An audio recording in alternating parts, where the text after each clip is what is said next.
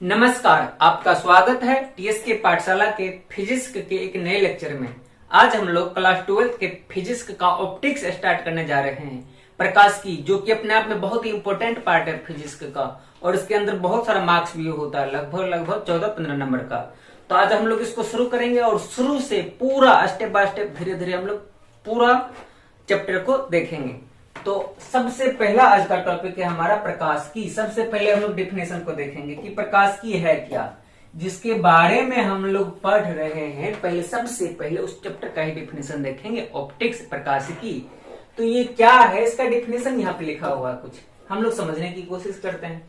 पहले डिफिनेशन को पढ़ते हैं आराम से, क्या लिखा हुआ है।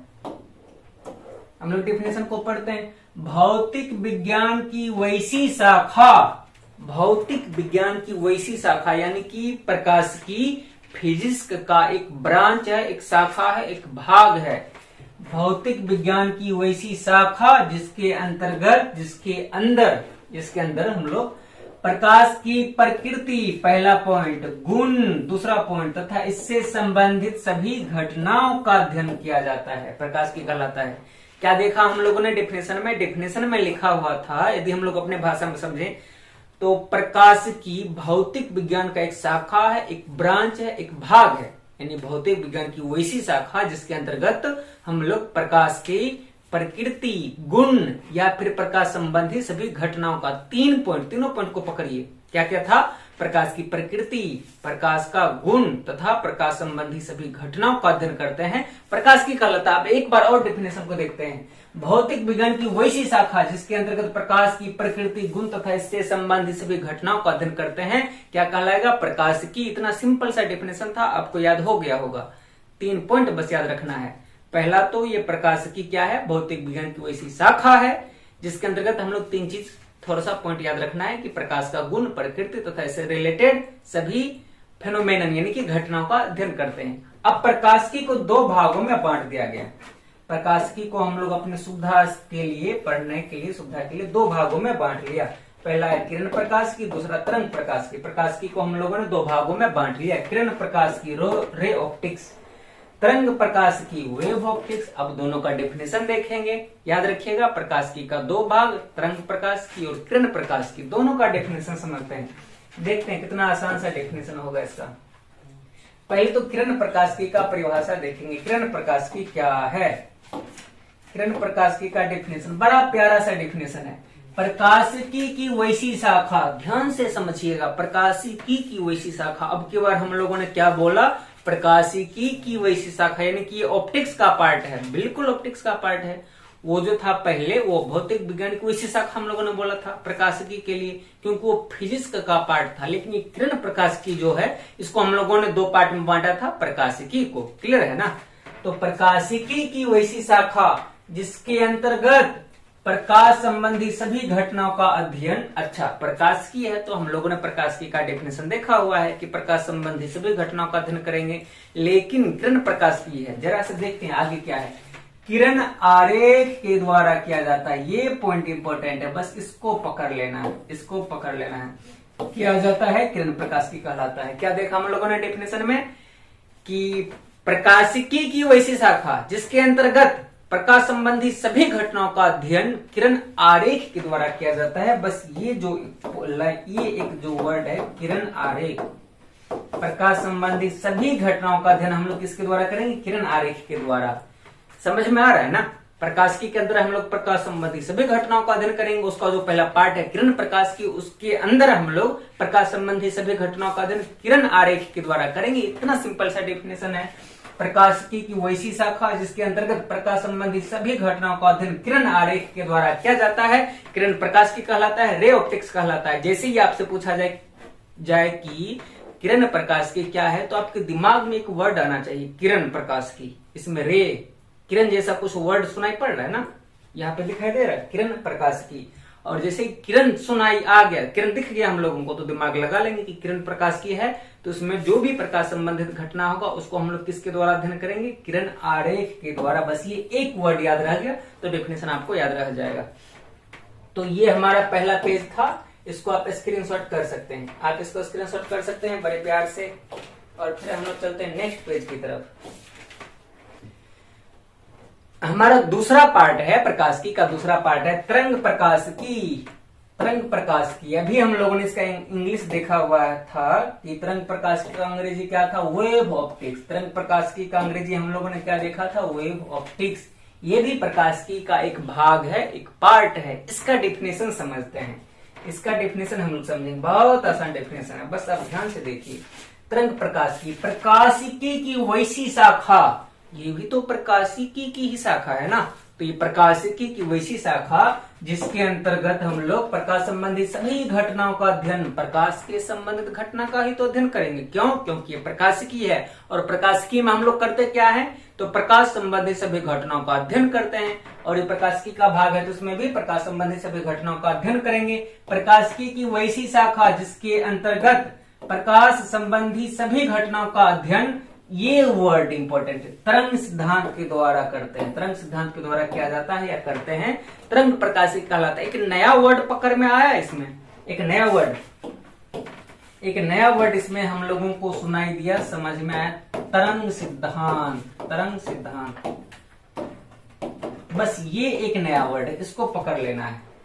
प्रकाशिकी है तो प्रकाश संबंधी घटना का तो अध्ययन करेंगे ही करेंगे, लेकिन किसके द्वारा? हम लोगों ने किरण प्रकाशिकी में देखा था कि प्रकाश संबंधी सभी घटनाओं का अध्ययन किरण आरेख के द्वारा करते थे, और तरंग प्रकाशिकी में उसी प्रकार का डेफिनेशन है, लेकिन एक वर्ड का अंतर है, चेंजिंग है, बदलाव है। क्या?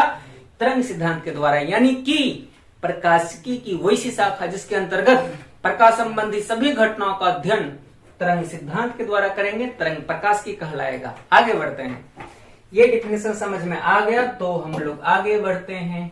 हमारा नेक्स्ट टॉपिक है प्रकाश का परावर्तन, रिफ्लेक्शन ऑफ लाइट। इन चीजों को हम लोगों ने 10th क्लास में पढ़ा हुआ है। प्रकाश के परावर्तन को फिर से एक बार रिपीट कर लेते हैं, रिवीजन कर लेते हैं, क्या दिक्कत है।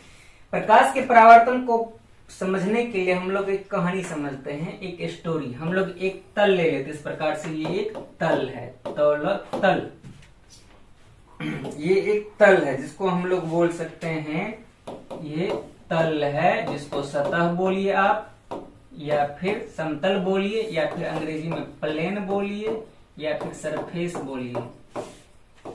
इसको आप इस प्रकार से कुछ भी चीजें बोल सकते हैं, तल, सतह, समतल, कोई भी चीज। तो यदि ये एक सतह है और इसमें कोई प्रकाश की किरण इधर से आती है, और यहां पर इससे टकराने के बाद, ध्यान से समझिएगा, हम लोगों ने एक तल ले लिया, एक समतल ले लिया, एक प्लेन ले लिया, एक सतह ले लिया, और उसमें यदि कोई प्रकाश की किरण आकर के टकराती है, और टकराने के बाद यदि ये वापस लौट आती है इस प्रकार से, कुछ कहानी पर फिर से फोकस करते हैं। हम लोगों ने क्या किया, एक तल ले लिया, एक समतल ले लिया, एक सतह ले लिया, और उस पर कोई प्रकाश की किरण आकर के टकराया, और टकराने के बाद वापस लौट गया।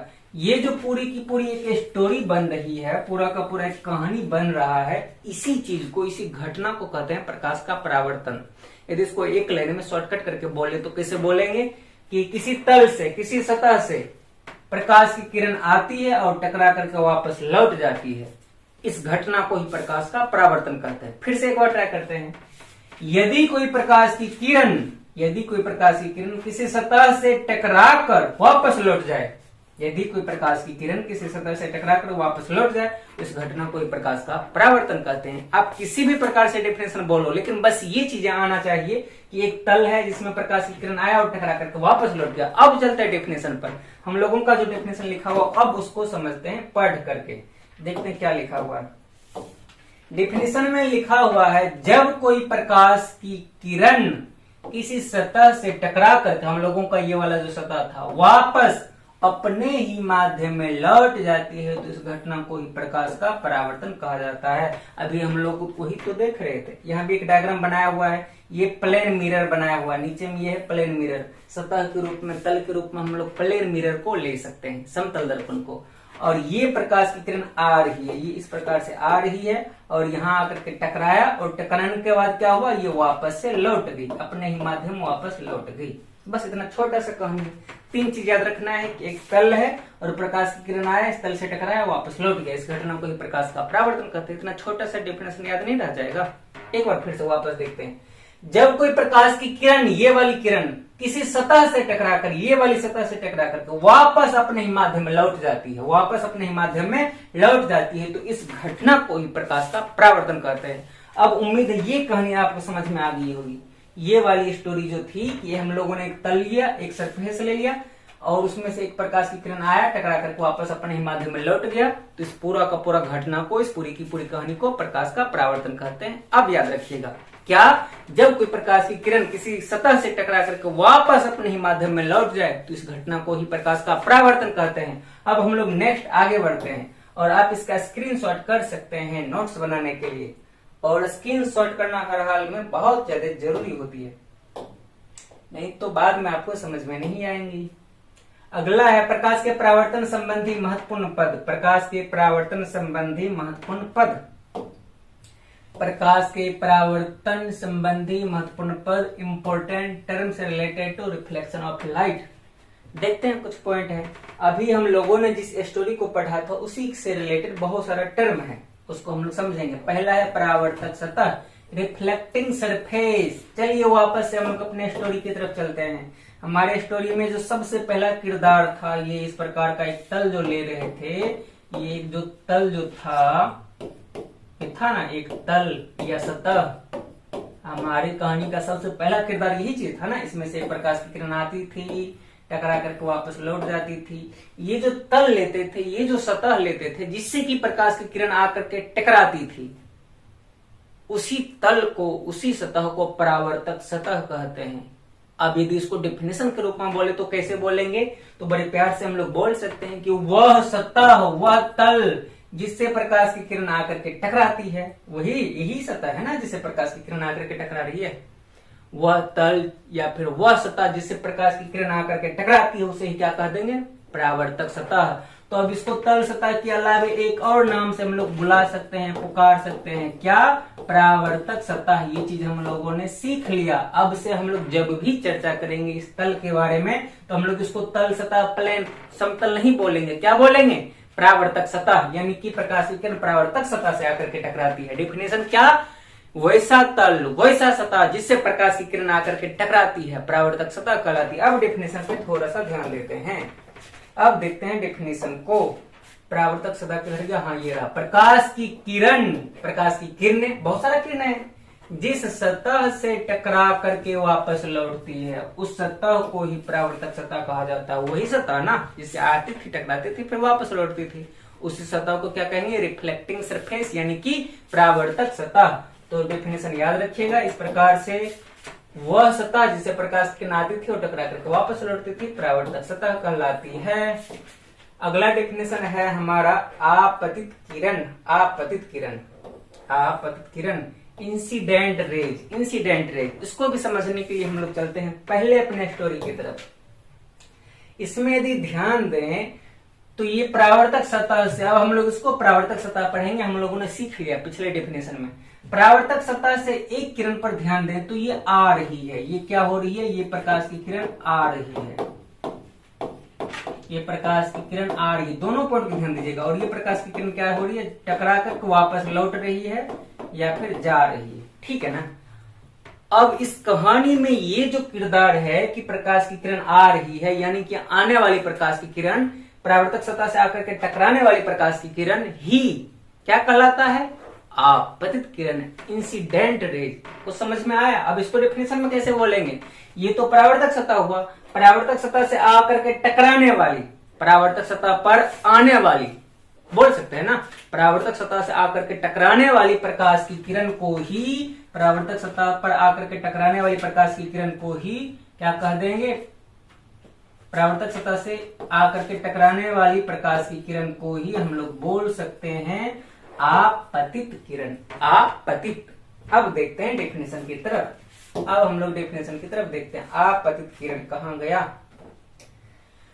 तो परावर्तक सतह से आकर टकराने वाली किरणों को आपतित किरण कहते हैं। परावर्तक सतह से आकर के टकराने वाली किरणों को आपतित किरण कहते हैं। हम लोगों ने इस डायग्राम में देखा था। अगला है हमारा परावर्तित किरण, रिफ्लेक्टेड रेज। अब ये नया चीज आया है, इसमें हम लोगों ने एक चीज और देखा था जिसको छोड़ रहे हैं अभी तक। इसको समझ लिया परावर्तक सतह, इसको समझ लिया आपतित किरण। लेकिन ये जो जा रही है प्रकाश की किरण, यानी कि जाने वाली प्रकाश की किरण, यानी कि परावर्तक सतह से टकरा करके वापस लौटने वाली प्रकाश की किरण जो बच रहा है, उसी को तो कहते हैं परावर्तित किरण। यानी कि परावर्तक सतह से टकरा करके वापस लौटने वाली, परावर्तक सतह से टकरा करके, परावर्तक सतह से टकरा करके वापस लौटने वाली किरण को, समझ पा रहे हैं ना, परावर्तक सतह से टकरा करके वापस लौटने वाली किरण को परावर्तित किरण कहते हैं। हम लोगों ने डायग्राम में देखा था, ये था परावर्तक सतह, इधर से प्रकाश की किरण आती थी, फिर वो टकरा करके वापस लौट जाती थी। यदि हम लोग सिर्फ इस चीज पर फोकस करें कि इस चीज पर, ये व्हाइट वाली चीज पर फोकस करें, यानी कि कोई प्रकाश किरण टकरा करके वापस आ रही है, तो ये जो चीज है, ये जो किरण है, इसी को कहते हैं परावर्तित किरण। यानी कि परावर्तक सतह से टकरा करके वापस लौटने वाली किरण को क्या कहेंगे? परावर्तित किरण। क्लियर है ना? अब चलते हैं हम लोग डेफिनेशन की तरफ। अब डेफिनेशन को आसानी से समझ लेंगे, परावर्तित किरण के डेफिनेशन को। परावर्तक सतह से, ये वाली जो सीधा सीधा सतह था, परावर्तक सतह से टकरा कर वापस लौटने वाली किरणों को, यही तो डेफिनेशन डायग्राम में देख रहे थे, परावर्तक सतह से टकरा करके वापस लौटने वाली किरणों को, यही ना था डायग्राम में। परावर्तक सतह से टकराकर वापस लौटने वाली किरणों को परावर्तित किरण कहते हैं। क्लियर है डायग्राम, डेफिनेशन? अगला 4 नंबर में नेक्स्ट चलते हैं, आपतन बिंदु, point of incidence. Point of incidence, आपतन बिंदु। आपतन बिंदु क्या है? फिर से हम लोग चलते हैं अपने स्टोरी की तरफ, डायग्राम की तरफ। बिंदु की चर्चा है अब की बात। तो एक चीज यदि हम लोग गौर करें कि ये जो आपतित किरण है और परावर्तित किरण है, वो दोनों कहीं ना कहीं पे मिल रहा है। यानी कि एक ऐसा फिक्स्ड, एक ऐसा स्थिर बिंदु है जहां पर कि आपतित किरण आती है, टकराती है, और वहीं से परावर्तित किरण लौट करके जाती है। उस बिंदु को पकड़ते हैं पहले। यदि ये आपतित किरण है और ये परावर्तित किरण है, तो ये दोनों इस बिंदु पर, ये आपतित किरण इस बिंदु पर आ रही है, परावर्तित किरण इसी बिंदु से टकरा करके वापस जा रही है। तो ये जो बिंदु बन रही है, हम लोग बोल सकते हैं कि इस पर प्रकाश की किरण आपतित हो रही है। आपतित हो रही है यानी कि आकर के टकरा रही है। तो ये जो बिंदु है, इसी को तो कहते हैं हम लोग आपतन बिंदु। आपतन बिंदु, कुछ समझ में आई बात? यानी कि प्रकाश की किरण जिस बिंदु से आकर के टकराती है, उसी बिंदु को आपतन बिंदु कहते हैं, इंसिडेंट पॉइंट कहते हैं, पॉइंट ऑफ इंसिडेंस कहते हैं। समझ में आया ना? ये जो प्रकाश की किरण आ रही है और आकर के परावर्तक सतह के जिस बिंदु पर टकरा रही है, आकर के परावर्तक सतह के जिस बिंदु पर टकरा रही है, उसी बिंदु को कहते हैं आपतन बिंदु। अब डायग्राम को देखते हैं, अब डायग्राम नहीं, सॉरी, डेफिनेशन को देखते हैं। डेफिनेशन में लिखा हुआ है, आपतन बिंदु पॉइंट ऑफ इंसिडेंस, परावर्तक सतह के जिस बिंदु पर, परावर्तक सतह के जिस बिंदु पर आपतित किरणें आकर, ये आकर होगा, सिर्फ आकार नहीं हो, आकर टकराती हैं, आपतन बिंदु कहलाता है। यानी कि परावर्तक सतह के जिस बिंदु पर, परावर्तक सतह के जिस बिंदु पर आपतित किरण आकर के टकराती है, हम लोगों ने डायग्राम में देखा था, परावर्तक सतह का एक बिंदु था जहां पर कि आपतित किरण आकर के टकराती थी। तो डेफिनेशन क्या है? परावर्तक सतह के जिस बिंदु पर आपतित किरण आकर के टकराती है, क्या कहलाएगी? आपतन बिंदु। नेक्स्ट हम लोग आगे बढ़ते हैं। यदि ये सब चीजें समझ में आ गई तो इसका स्क्रीनशॉट जरूर से जरूर कर ले। फिर हम लोग चलेंगे नेक्स्ट पेज पर। हमारा नेक्स्ट पेज में है अभिलंब। अभिलंब को समझते हैं। अच्छा, हमारा डायग्राम तो भाग गया, फिर से बना लेंगे, क्या दिक्कत? फिर से हम लोग अपना वो स्टोरी वाला डायग्राम को बना लेते हैं। हमारा पहला जो किरदार था ये इस प्रकार से था। अब हम लोग इसको तलीय सतह नहीं बोलेंगे, क्या बोलेंगे? परावर्तक सतह। क्यों? क्योंकि हम लोगों ने सीख लिया, हम लोगों ने पढ़ लिया, अब हम लोग जीनियस हो गए, पढ़ लिए हैं कि ये परावर्तक सतह है। और ये जो इधर से प्रकाश की किरण आ रही थी, हम लोग इसको क्या बोलेंगे? आपतित किरण। ये भी चीज भी हम लोगों ने सीख लिया है, ये आपतित किरण है। और इधर से जो टकरा करके वापस लौट रही थी, इसको हम लोगों ने सीख लिया है, क्या पढ़ेंगे? परावर्तित किरण। परावर्तित किरण। और ये जो बिंदु दिख रहा था, इसको हम लोग क्या बोलेंगे? आपतन बिंदु। आपतन बिंदु। इन सभी चीजों को हम लोगों ने पढ़ रखा है, आपतन बिंदु। अभी जो एक कॉन्सेप्ट है अभिलंब, ये जो नया चीज आ रही है, इसका डेफिनेशन देखेंगे। इसी डायग्राम से समझते हैं हम लोग, इसी कहानी से। हम लोग एक काम करते हैं, ये जो आपतन बिंदु है, ये जो आपतन बिंदु है, हम लोग इसी पर किसी आपतन बिंदु पर परावर्तक सतह के आपतन बिंदु पे, ठीक है ना, आपतन बिंदु पर या फिर परावर्तक सतह के आपतन बिंदु पे, आपतन बिंदु पर हम लोग एक लंब डाल देते इस प्रकार से, लंब, समझ पा रहे हैं ना, परावर्तक सतह के आपतन बिंदु पर हम लोग एक लंब खींच देते हैं इस प्रकार से, डॉट लाइन से खींच रहे हैं। परावर्तक सतह के इस बिंदु पर हम लोग क्या किए, लंब खींच दिए इस प्रकार से 90 डिग्री से। लंब का मतलब है 90 डिग्री। हम लोगों ने क्या किया, आपतन बिंदु पर लंब खींच दिया और ये जो चीज बन करके आया इसी को हम लोग कहते हैं अभिलंब, इसी को कहते हैं अभिलंब। यदि कहानी समझ में आ गई तो डेफिनेशन बना लीजिए, आपतन बिंदु पर खींचे गए लंब को ही अभिलंब कहा जाता है। अभी हम लोगों ने क्या किया था, आपतन बिंदु हम लोगों को पता है, आपतन बिंदु पर खींच दिया लंब, अब ये जो चीज निकल करके आया इसी को कह देंगे अभिलंब। अब चलते हैं डेफिनेशन की तरफ, अभिलंब का डेफिनेशन क्या बता रहा है, आपतन बिंदु पर खींचे गए लंब को ही अभिलंब कहते हैं, नॉर्मल कहते हैं। कितना सिंपल सा डेफिनेशन था, हम लोगों ने आपतन बिंदु पर एक लंब डाल दिया और उस लंब को ही कहते हैं अभिलंब। सिंपल सा डेफिनेशन था, याद रखिएगा, आपतन बिंदु पर खींचे गए, परावर्तक सतह के आपतन बिंदु पर खींचे गए लंब को ही अभिलंब कहते हैं। यदि आपको अभिलंब समझ में आ गई तो अब हम लोग आगे बढ़ेंगे और अभिलंब को याद रखना बढ़िया से, क्योंकि अभिलंब को समझ करके हम लोग अगला 2 पॉइंट को समझने वाले हैं। अगला 2 पॉइंट बहुत इंपॉर्टेंट है, 6 नंबर, आपतन कोण, एंगल ऑफ इंसिडेंस। आपतन कोण हम लोगों ने भी आपतित किरण पढ़ा, आपतन बिंदु पढ़ा, अभिलंब पढ़ा, परावर्तक सतह पढ़ा। अब देखेंगे आपतन कोण क्या है, ये भी बड़ा सिंपल सा, बहुत प्यारा सा चीज है, इसको समझते हैं। अब देखिए आपतन कोण, परावर्तन कोण, हम लोग 2 चीज को देखेंगे, 2 एंगल, आपतन कोण एंगल है ना, angle of incidence, angle of reflection, angle को देखेंगे तो समझिएगा, आपतन का कोण, परावर्तन का कोण, यानी कि ये कहीं ना कहीं आपतित किरण और परावर्तित किरण से रिलेटेड है।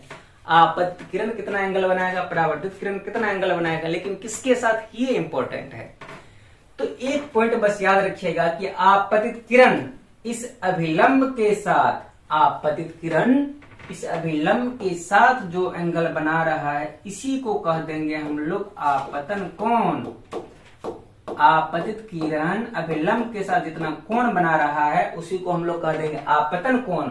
और उसी प्रकार से परावर्तित किरण इस अभिलंब के साथ जितना एंगल बना रहा है, परावर्तित किरण अभिलंब के साथ जितना एंगल बना रहा है उसी को क्या कह देंगे, परावर्तन कोण, परावर्तन कोण। डेफिनेशन समझ में आ रहा है, देखिए नाम से ही पता चलता है, आपतन कोण तो आपतित किरण अभिलंब के साथ जो कोण बनाएगा, परावर्तन कोण परावर्तित किरण, आपतन कोण तो आपतित किरण, परावर्तन कोण तो परावर्तित किरण, दोनों एंगल किसके साथ बनाएगा, तो सेम चीज के साथ, अभिलंब के साथ। आपतित किरण अभिलंब के साथ जितना एंगल बनाएगा उसी को कहेंगे आपतित किरण, और परावर्तित किरण अभिलंब के साथ जितना कोण बनाएगा उसी को क्या कहेंगे, परावर्तित किरण। यदि ये कहानी समझ में आ गई तो अब हम लोग डेफिनेशन की तरफ चलेंगे, अब हम लोग चलेंगे डेफिनेशन की तरफ। और डेफिनेशन तो चुटकी में समझ लेना है, कहाँ गया, आपतन कोण एंगल ऑफ इंसिडेंस, आपतित किरण तथा अभिलंब के बीच के कोण को, अभी हम लोग यही तो देख रहे थे, आपतित किरण और अभिलंब के बीच के कोण को आपतन कोण कहते हैं। आपतित किरण और अभिलंब के बीच के कोण को आपतन कोण कहते हैं। इसे आई से सूचित किया जाता है, ध्यान रखिएगा, इसे आई से सूचित किया जाता है। उसी प्रकार से परावर्तन कोण, एंगल ऑफ रिफ्लेक्शन, परावर्तित किरण हम लोगों ने डायग्राम में देखा था, आपतित किरण और अभिलंब के बीच के कोण को आपतन कोण, उसी प्रकार परावर्तित किरण और अभिलंब के बीच के कोण को परावर्तन कोण।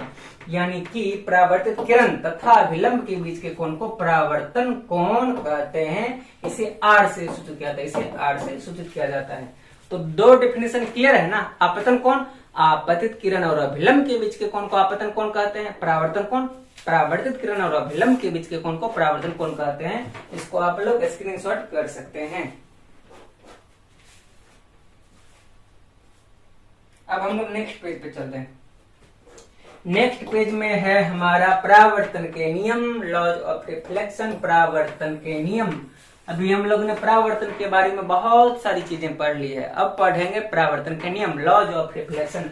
परावर्तन के नियम क्या है, तो परावर्तन के संबंधित 2 नियम होते हैं। परावर्तन के 2 नियम निम्नलिखित हैं, पहला नियम, दूसरा नियम। दोनों नियम को समझेंगे, दोनों नियम को हम लोग डायग्राम बना के समझेंगे। देखिए पहला नियम को एक बार हम लोग पढ़ लेते हैं, क्या लिखा हुआ है। आपतित किरण एक शब्द, परावर्तित किरण दूसरा शब्द तथा अभिलंब 3 वर्ड पकड़ में आया। आपतित किरण, परावर्तित किरण तथा अभिलंब तीनों के बारे में क्या बता रहा है, ध्यान से देखेंगे। एक ही तल में स्थित होते हैं, सभी एक ही तल में स्थित होते हैं। 3 चीज के बारे में बोल रहा है। आपतित किरण, परावर्तित किरण तथा अभिलंब सभी एक ही तल में होते हैं। सिंपल सी बात है, हम लोग डायग्राम से समझेंगे इसको।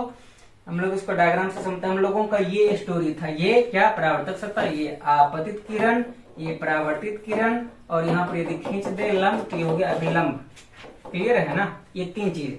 तो चर्चा भी इसका है, point number 1, point number 2, point number 3, इन 3 चीज की चर्चा है, आपतित किरण, परावर्तित किरण और अभिलंब। तो बोल क्या रहा है कि सभी एक ही तल में होगी। ये समझिए, यदि आपतित किरण और ये बोर्ड में टच होकर के ये इधर से आ रही है, तो ये जो परावर्तित किरण होगी ये भी बोर्ड में टच होकर के ही वापस आ रही है। और अभिलंब की बात करें तो ये भी बोर्ड में टच होकर के ही वापस आ रही है। यदि इस प्रकार से हम लोग इन तीनों को चिपका देते हैं बोर्ड में सेट करके, यानी कि टच होकर के, स्पर्श होकर के सबके सब काम क्रिया कर रहा है, यानी कि सब के सब बोर्ड के तल में है, हमारे इस बोर्ड के तल में है ये तीनों चीजें, आपतित किरण, परावर्तित किरण और अभिलंब। और इसीलिए बोला जाता है कि आपतित किरण, परावर्तित किरण और अभिलंब सभी एक ही तल में होते हैं। आपको 3 बातें याद रखनी है, आपतित किरण, परावर्तित किरण और अभिलंब सभी एक ही तल में होते हैं। अब देखते हैं हम लोग पढ़ते नियम क्या लिखा हुआ। अच्छा, नियम तो पढ़ लिया था, एक बार फिर से पढ़ लेते हैं। आपतित किरण, परावर्तित किरण तथा अभिलंब सभी एक ही तल में स्थित होते हैं। ये तो इतना सिंपल सा बात था, समझ लिया हम लोगों ने। दूसरा नियम को समझते हैं, दूसरे नियम को पढ़ते हैं, क्या लिखा हुआ है। आपतन कोण तथा परावर्तन कोण हमेशा बराबर होता है। कोण आई बराबर कोण आर। आपतन कोण तथा परावर्तन कोण हमेशा बराबर होता है। यानी कि ये आपतन कोण, ये परावर्तन कोण, यानी कि आई और ये आर, एक नई बातें हम लोगों ने सीख लिया, कितना मजेदार है। ये जो आपतन कोण बना है, ये जो परावर्तन कोण बना रहा है, ये दोनों हमेशा बराबर होगा। हिंदी में लिख देते हैं, आपतन कोण हमेशा बराबर होगा किसके, परावर्तन कोण के। कितना प्यारा सा चीज है, और ये आसान चीज है, याद भी रखने में कोई परेशानी नहीं होगी। आपतन कोण हमेशा बराबर होगी परावर्तन कोण के, इतना सिंपल सा नियम था, याद रखिएगा। आपतित किरण, परावर्तित किरण तथा अभिलंब सभी एक ही तल में होंगे। दूसरा नियम, आपतन कोण और परावर्तन कोण हमेशा बराबर होगा। अब आप इसका स्क्रीनशॉट कर सकते हैं, अब आप इसका स्क्रीनशॉट कर सकते हैं जल्दी से। फिर हम लोग नेक्स्ट पेज पे चलेंगे।